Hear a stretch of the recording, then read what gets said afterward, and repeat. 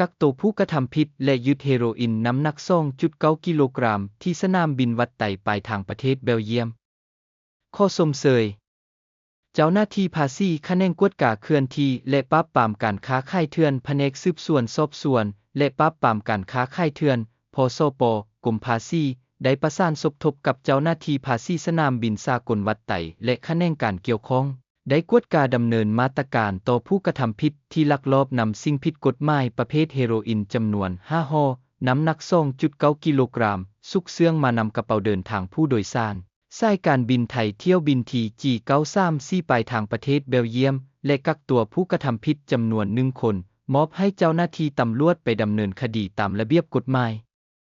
โดยในวันที่25มิถุนายน2025ผ่านมาเจ้าหน้าที่ภาษีได้ประสานสมทบกับเจ้าหน้าที่ประจำเครื่องเอ็กซเรย์และคะแนนการต่างๆที่เกี่ยวข้องได้กวดกากระเป๋าเดินทางของผู้โดยสารภายหลังส่งเสว่ากระเป๋าของผู้โดยสารมานำสายการบินไทยเที่ยวบินที G93 ไปทางประเทศเบลเยียมซึ่งผู้โดยสารชื่อมิเตอร์โรโดวิกัสมาเรียกินส์อายุ70 ปีสัญชาติเนเธอร์แลนด์ถือพาสปอร์ตเลข TBD 46B1P56 ลงวันที่27พฤษภาคม2016หมดอายุวันที่27พฤษภาคม2027ดังนั้นเจ้าหน้าที่ภาษีได้ทำการกวดกากระเป๋าดังกล่าวจำนวน2หน่วยในนั้นมีกระเป๋าเปสีเทาจำนวน1หน่วยและหีบสีฟ้า1หน่วยผ่านกวดกาตัวจริงพบเห็นสิ่งผิดกฎหมายยาเสพติดประเภทเฮโรอีนจำนวน5ห่อน้ำหนัก 2.9 กิโลกรัมที่ซุกเซื้องมานำกระเป๋าเดินทางเจ้าหน้าที่ภาษีและคะแนนการเกี่ยวข้องได้ทำการกักตัวผู้ต้องหาของกลางประเภทเฮโรอีนและสิ่งของจำนวน1มอบให้เจ้าหน้าที่ตำรวจเพื่อไปดำเนินตามขั้นตอนและระเบียบกฎหมายขั้นตอนต่อไปสายด่วนกระทรวงการเงิน1519ก่อนหน้านี้ภาษียังได้ยึดเฮโรอีนได้อีก 5.8 กิโลกรัมเกียมนำออกไปต่างประเทศในเวลา 19:10 นาทีของวันที่29พฤษภาคม